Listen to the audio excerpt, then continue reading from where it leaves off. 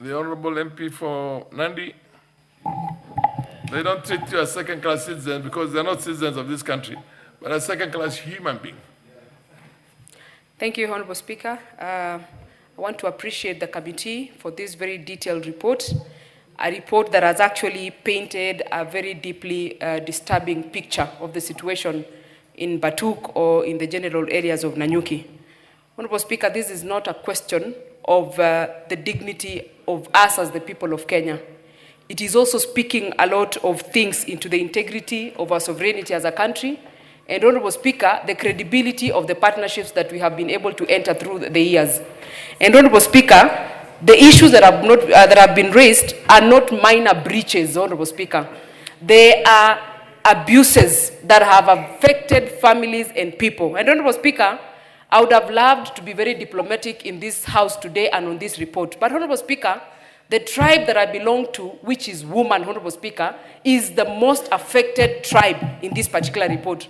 Honorable Speaker, tell me how a woman who has mothered a pointee child explains to them who their father is. Tell me, Honorable Speaker, how that woman who lives in Nanyuki and the areas of Batuk explains to the son or the daughter that comes back telling the parents that the children in the playground have asked him or her why they have that particular color, Honorable Speaker.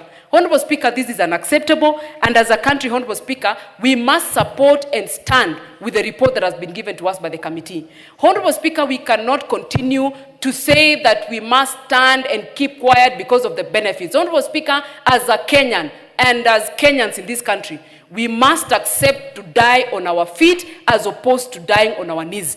Part of the dying on our knees, Honorable Speaker, is accepting this abusive, utterly abusive relationship that we have in the name of a partnership. Honorable Speaker, for the record, this has changed from a partnership to some sort of, I don't know what to call it, or some occupying presence, because it looks like the British Army or whatever it is that has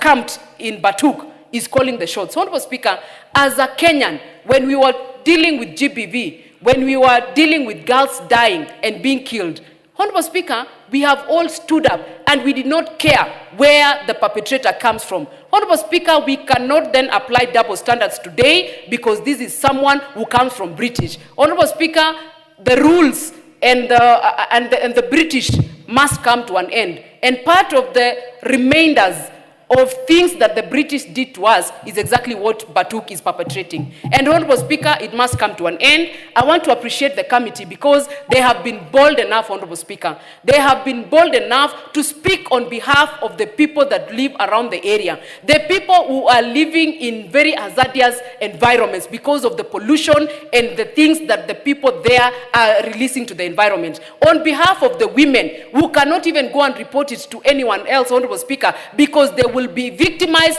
instead of being given solutions. So I want to appreciate the committee for standing on behalf of Kenyans and for representing Kenyans and for going out there to listen to the people. These are the stories, Honorable Speaker, that must be told in broad daylight so that then, Honorable Speaker, we can make an informed decision. And Honorable Speaker, we have no problem with the diplomatic relationships. We will really like to keep them. But what is the essence of a good diplomatic relationship when we are dying? What happens to the relationship when we are no longer breathing? Honorable Speaker, we must put the people of Kenya first, then we can consider the diplomatic relationships so that it can foster the livelihoods of Kenyans, not the other way around. If the partnership is abusive, the people will die and therefore there will be no partnership. I support this report, Honorable Speaker.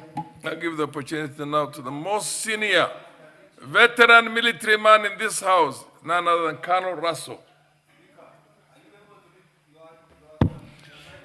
Thank you very much, Honorable Speaker.